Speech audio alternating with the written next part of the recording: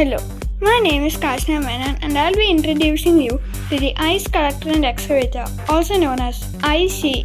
The ICE is a Mars rover designed to collect water and hydrogen and oxygen from the Martian North and South poles. This right here is a prototype model of the ICE, dubbed Napoleon. I will be explaining to you the components of the ICE. This is the main starting point for the water. This is the main pipe. This secondary diversion leads to the storage tank mounted underneath. This black tank is the storage tank. This secondary pipe leads to the electrolysis chamber. This is where the melted water is split into hydrogen and oxygen.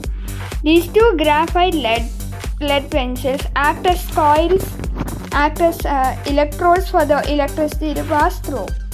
This triple battery pack is linked up to the heating coil, currently disconnected here. The heating coil will be positioned directly above the pipes so that the melted water flows into the pipes. This is the drivetrain battery pack. These two batteries are linked up to the rear wheels here. The forward wheels are left unpowered and are purely used for stabilization. The steering mechanism is now the axle turning one.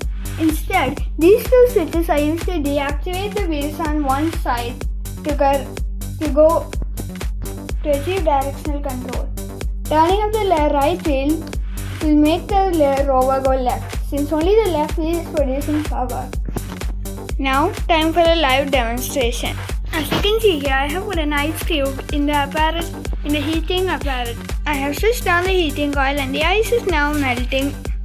After putting in a few more ice cubes and waiting a little longer, we can see that the ice is melted and flowed to the electrolysis chamber. Now that the electrolysis chamber is filled, you may be able to see small bubbles on the ends of the electrodes. These are the gas bubbles emitted from the water, hydrogen and oxygen.